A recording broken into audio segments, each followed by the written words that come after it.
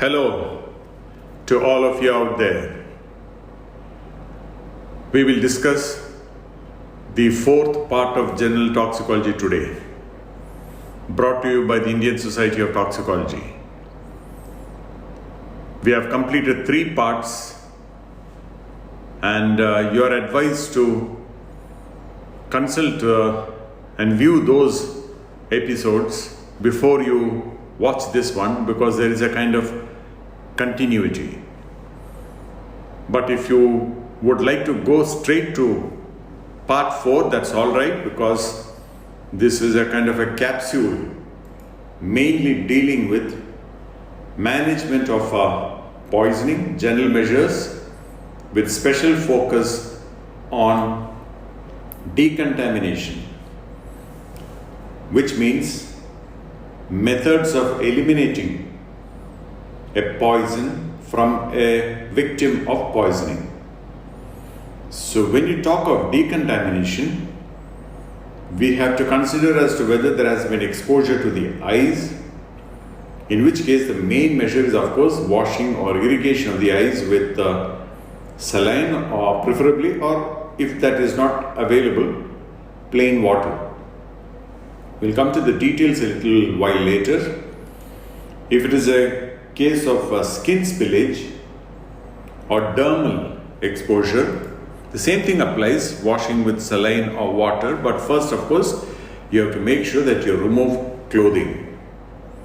With regard to poisons that have been ingested, that is oral intake, whether it is accidental or suicidal, deliberate, whatever, there are a number of methods which have been used.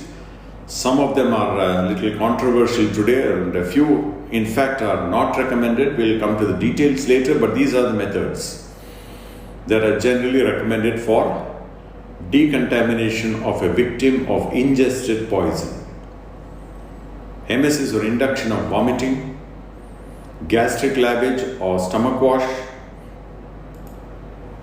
whole-bowel irrigation or whole gut lavage, activated charcoal or medicinal charcoal, catharsis or purgation, forced diuresis, and enhanced elimination methods like hemodialysis, hemoperfusion, etc. We look at each one of these in a little bit of detail, at least the basic aspects that are required to be known by every clinician involved in treatment of poisoning, and of course medical students who are taking their examinations in forensic medicine or maybe even in general medicine or emergency medicine. First of all, decontamination of a person who has been exposed dermally. Such a person is usually somebody in the industrial setting. So before you rush to decontaminate that person, you must make sure that you yourself are protected and other workers also, because in the process of decontamination or cleaning, sometimes you may contaminate yourself. So once you have done that, then you can undertake the process, starting with removing the clothing of the person on whom the exposure occurred dermally, and then washing from head to toe carefully with running water in a specialized facility if possible. That's a decontamination room.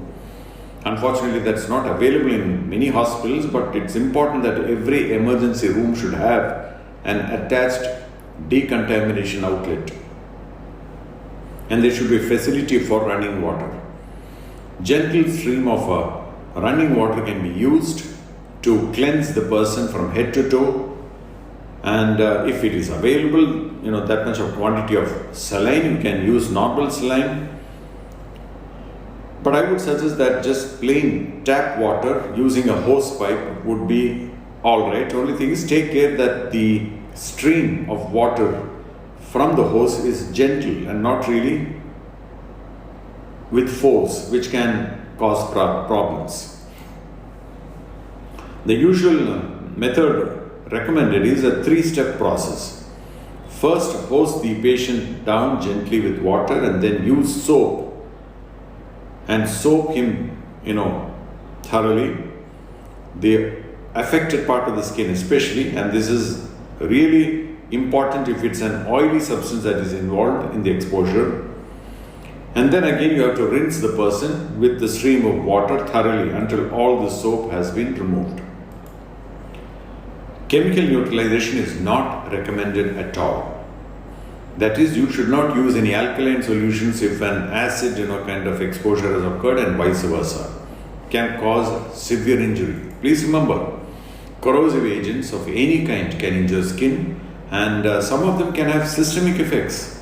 So if it's a case of chemical exposure to acid which is organic in nature like carbolic acid or phenol, this must always be borne in mind.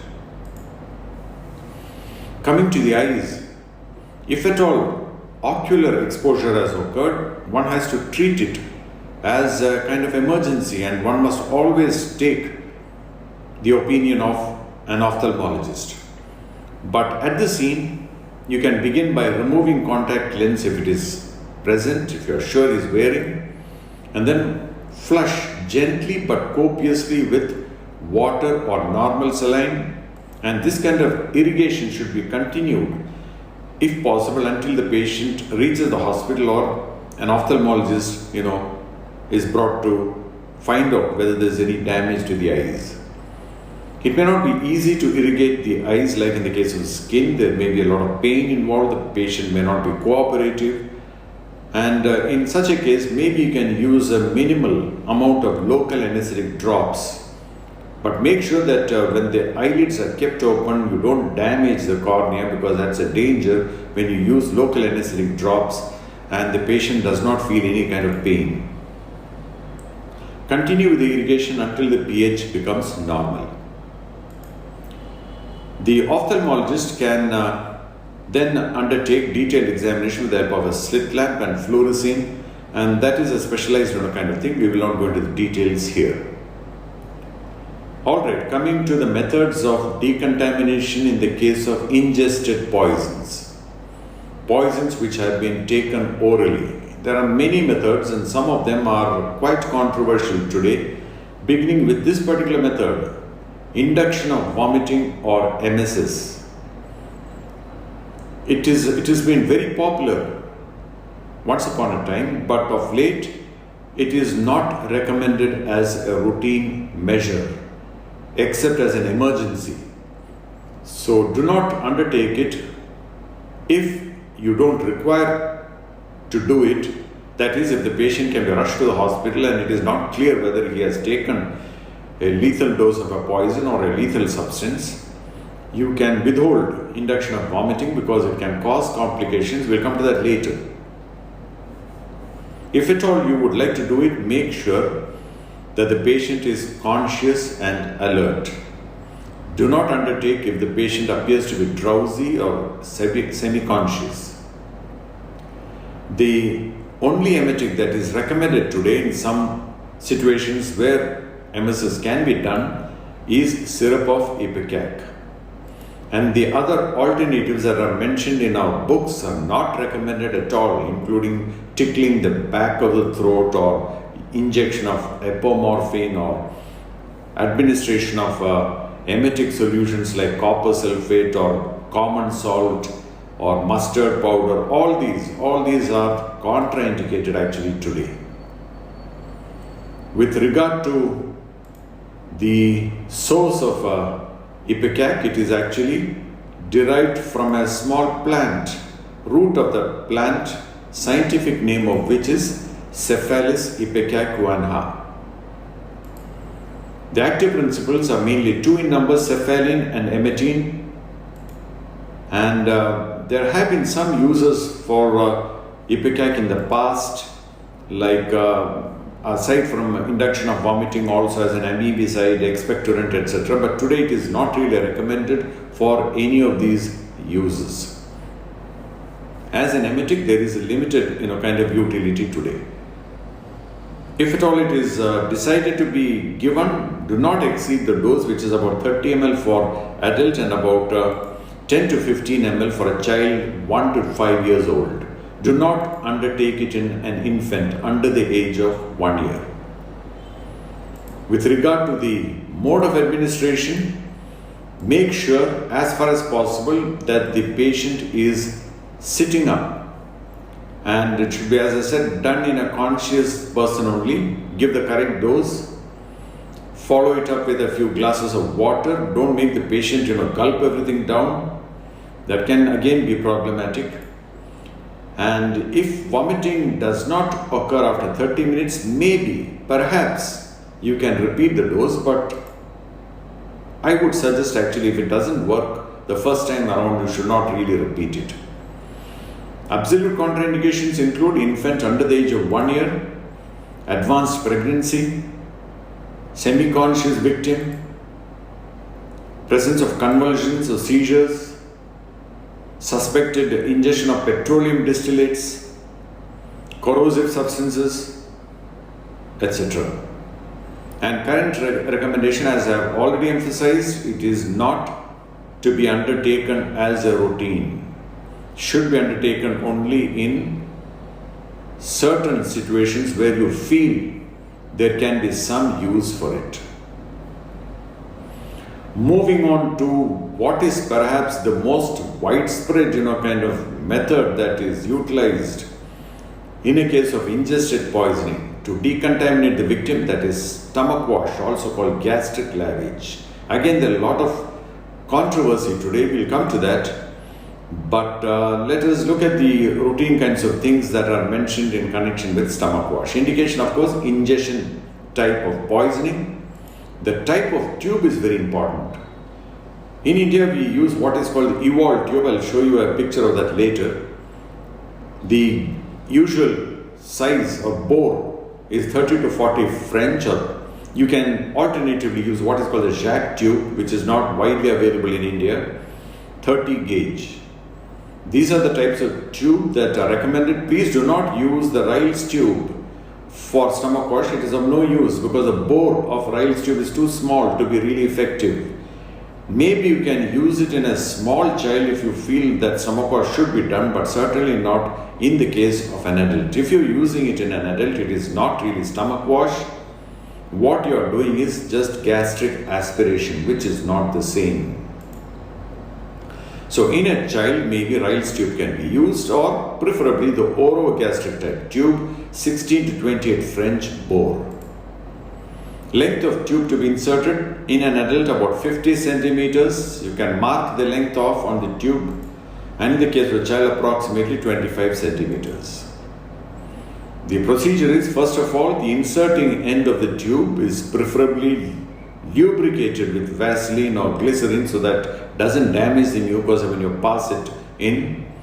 And after that, you pass the tube to the desired extent, that is, as I said, about 50 centimeters in adult and 25 in child.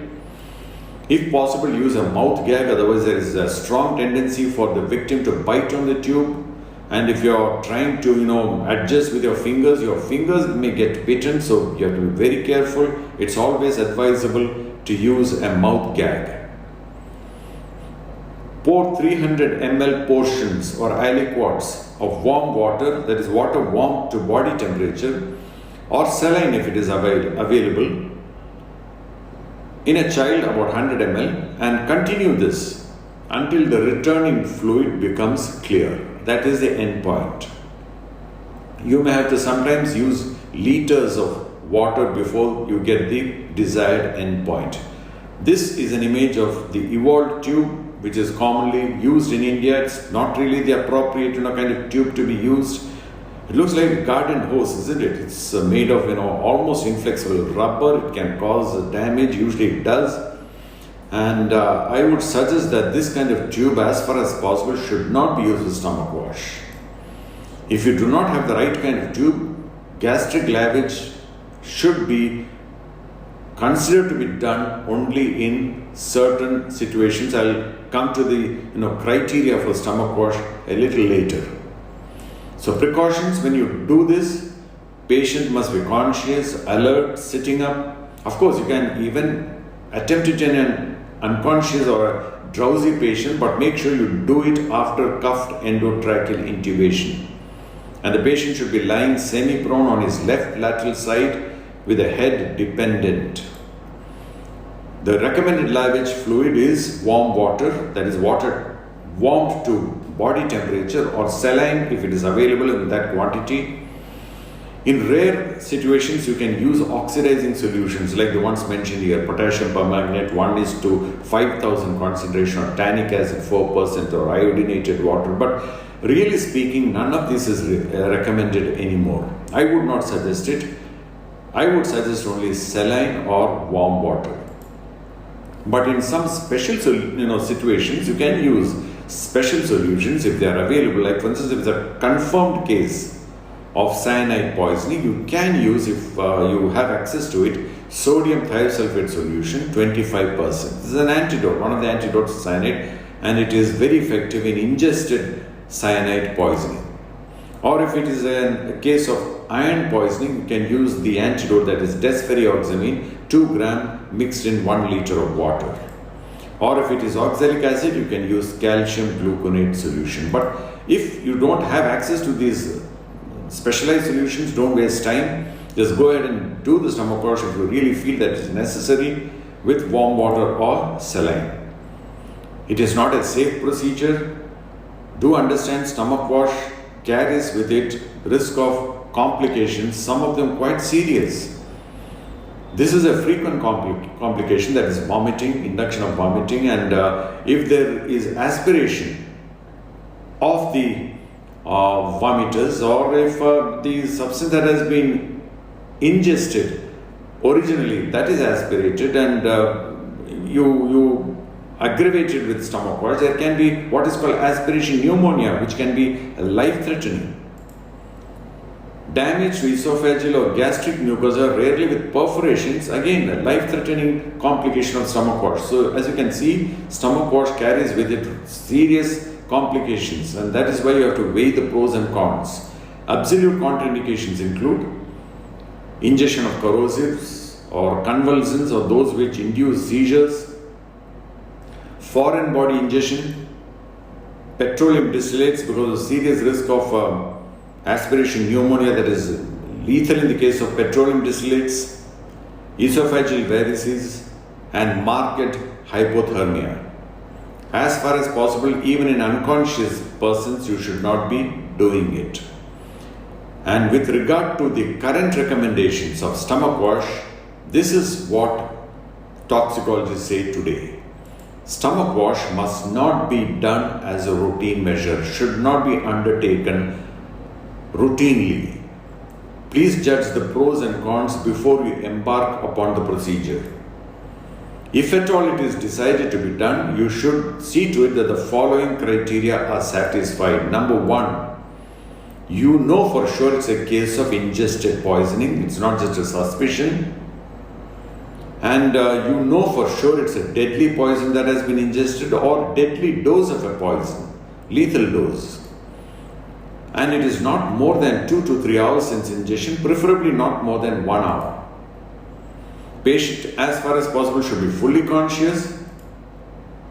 The recommended tube should be available, and trained personnel should be available to do the procedure. If you can satisfy all these criteria, I feel that there is no problem with stomach wash. Coming to something else which is related to stomach wash, but quite different, and which is gaining popularity, is what we call whole-bowel irrigation, also called whole gut lavage. What does it involve? It involves rapid administration of large volumes of an osmotically balanced macrogol solution. The usual solution that is used for the procedure is a mixture of polyethylene glycol and electrolyte solution, what we call PEG-ELS.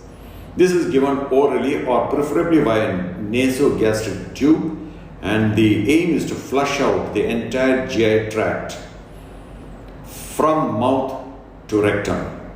So the patient should be seated on a Western type toilet, and the procedure may take a few hours. He should be conscious, alert, cooperative, sitting up, And these are the poisons or drugs or situations where whole bowel irrigation is recommended, quite useful.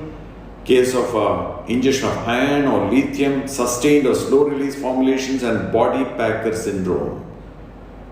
I have a mnemonic for you, BLISS, which is an abbreviation or acronym. That's an abbreviation that can be read off like a word, each letter literally standing for an indication. B for body packer syndrome, L for lithium, I for iron, and SS for sustained or slow release formulations. Endpoint should be, just as in the case of stomach wash, should go on doing the procedure until the returning fluid is clear here. The rectal effluent should become clear. If required, antiemetic may be used because sometimes this procedure causes vomiting, and contraindications are these. If there is absent bowel sounds, or if there is a suspicion of obstruction, do not do it. Complications, usually not very severe, like bloating, cramping, rectal irritation, but can cause serious problems. We come to the most widely recommended method of decontamination of poisoning today for ingested poisons, and that is activated charcoal, also called medicinal charcoal. Easily available, cheap, and very effective. So what is activated charcoal? It is a blackish or grayish fine powder which is odorless and tasteless, made from burning wood, coconut shell or bone, and it's activated by treatment with carbon dioxide or steam, etc. And what you get are particles which are extremely small but have very large surface area. Just look at this. 1 gram of activated charcoal can have 1,000 meters square of surface area, and that is because of a simple kind of mechanism. I'll come to that. This is how activated charcoal usually looks like, maybe sometimes grayish. Do not use activated charcoal tablets, they are not effective. You should use the activated charcoal that's meant for decontamination of a victim of poisonings. Not difficult to obtain, it's available in India. Mode of action: it decreases absorption of poison by adsorbing onto its surface. So please be careful of the spelling here. It decreases absorption where you use B, and the method is adsorption where you use letter D. Don't substitute because it will give rise to a completely different meaning. And this is what I mean by adsorption. You can see here in the image, you can see pores. This is a cross section of a particle where you can see a pore on the surface which leads into multiple tunnels and subtunnels where these poison particles are adsorbed and get stuck, and therefore they are not available for absorption. As a result of which, when the activated charcoal is expelled from the GI tract, the poison is also expelled along with it without having been absorbed into the system. And that's the beauty of activated charcoal. It works very well. And the dose easy to remember: 1 gram per kg body weight. That works out around 50 to 100 gram in an adult, or maybe 10 to 30 gram in a child. Procedure very simple. To the calculated dose of activated charcoal, all you have to do is to add about 4 to 8 times the quantity of water. Mix it well to produce a suspension, what you call slurry. The activated charcoal, of course, will not dissolve. It is not soluble in water, so you get a suspension which you have to ask the patient to drink. That is sometimes easier said than done because it is not very palatable, and that's the only difficulty with activated charcoal. Sometimes the patient refuses to drink it. So you'll have to really coax and cajole the patient, especially important in the case of a child. With regard to the indications, wide variety of poisons it can be used for. Some of them are listed here.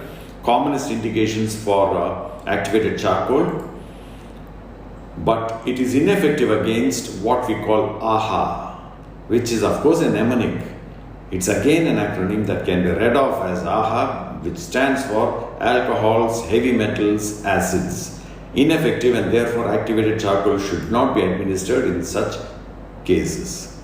The main disadvantages, as I said, unpalatable, unpleasant taste. Aside from that, not much. Complications can occur sometimes, vomiting especially, sometimes constipation or diarrhea. In a few cases, there may be serious complications if you don't do it properly, like for instance, aspiration into the lungs or intestinal obstruction when a lot of activated charcoal has been given injudiciously. Contraindications, I've already said that it is not effective against corrosives, not effective also against alcohols, metals. Aside from that, if there is evidence of bowel obstruction or ileus, should not be given, or in the presence of petroleum distillate ingestion also, activated charcoal is not recommended. Coming to another method, that is catharsis.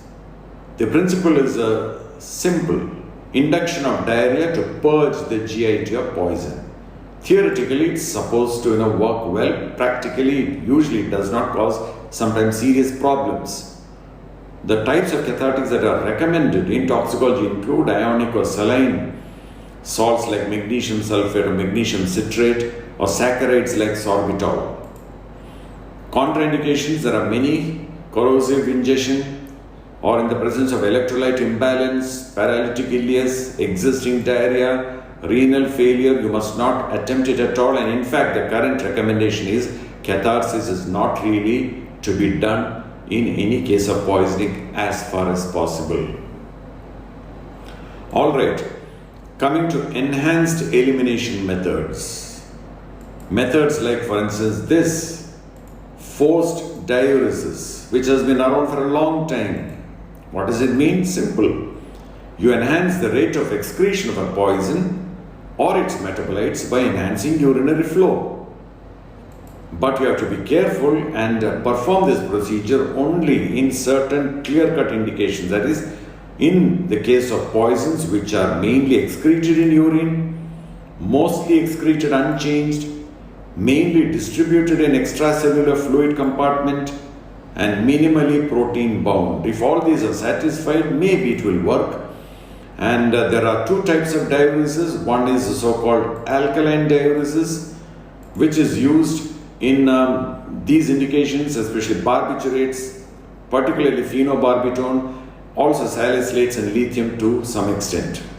How do you do it? Simple. You give 1.5 liter of fluid in the first hour, comprising 500 ml of 5% dextrose, followed by 500 ml of 1.4% sodium bicarbonate, followed by 500 ml of 5% dextrose once again. You have to maintain the urine pH carefully between 7.5 to 8.5, that's mildly alkaline. Urine flow should be around 500 ml per hour. You can perhaps give a diuretic like furosemide if necessary. And don't forget to add potassium to IV fluid because of the risk of hypokalemia. Acid diuresis is the other type, which I am showing in a very rapid kind of way here, because you see I don't want you to read it at all. Acid diuresis is not recommended anymore. Alkaline diuresis maybe, but not acid diuresis, which carries with it the serious risk of metabolic acidosis. And in general, forced diuresis does have complications. Even alkaline diuresis, like for instance water intoxication, pulmonary edema, and cerebral edema. Sometimes there are electrolyte and acid-base imbalance also. Forced diuresis should not be undertaken in the presence of shock or impaired renal function or heart failure. In general, forced diuresis has lost a lot of its importance of late because of much better extracorporeal techniques of enhanced elimination. Like for instance, hemodialysis. You can see a diagram here, very easy, what exactly hemodialysis means. Process of altering solute composition of blood by removing it from an artery, diffusing it across a semi-permeable membrane between the blood and a salt solution, and then returning it back to the vein. Like for instance, see here, this is how you do it. You take the solute composition of the blood, that is a poison, away from the blood. You draw it into this tube. You may use a blood pump, and there is a thinner sometimes added to facilitate the process. This is the actual dialyzer or artificial kidney with filters. and this is what is extracted from it by way of unwanted solutes, and the remaining rest of the blood that is virtually purified, you can say, is returned via bubble trap to remove bubbles back to the circulation. However, it is not a panacea, it does not work all the time, and there are some xenobiotics or poisons or chemicals where it is quite effective, and that you should remember, for which I give you a mnemonic again. That is xenobiotics or poisons where hemodialysis works well. Carbasletme Barbie. I know it is slightly difficult to remember, but once you get the hang of it, believe me, it will be very, very helpful for you in the examination. These are the main indications for hemodialysis as far as toxicology is concerned. Carba stands for carbamazepine. SLIT is an acronym. Each letter stands for an indication. S is salicylates, L is lithium, I is isoniazid, T is theophylline or caffeine or any of the other methyl xanthines. Then you have Me, M for methanol and metformin, E for ethylene glycol, and Barbie, of course, is barbiturates. Easy, isn't it? These are the main indications for hemodialysis. There are several other dialysable xenobiotics also, but these are the ones that the procedure is most effective.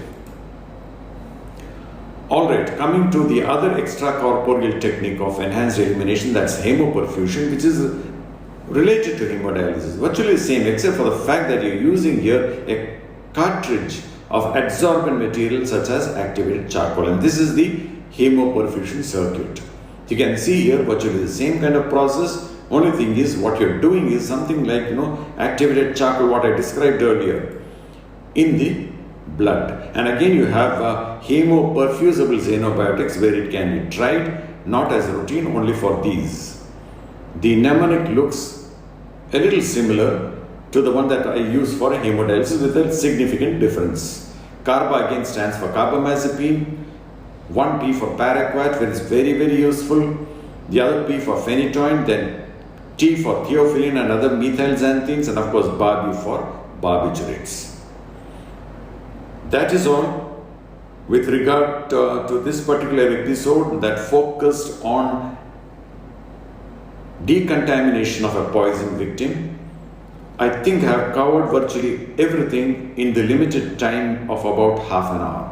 If I go on talking, it becomes boring, and this is all that is really important to remember as a basic clinician managing, common types of poisoning, or in the case of medical students appearing for examination where toxicology is a subject that now you get questions from. So it's goodbye from me for now, and we will meet again in episode number 5, General Toxicology 5, which will be perhaps the last of the installments in general toxicology. Goodbye.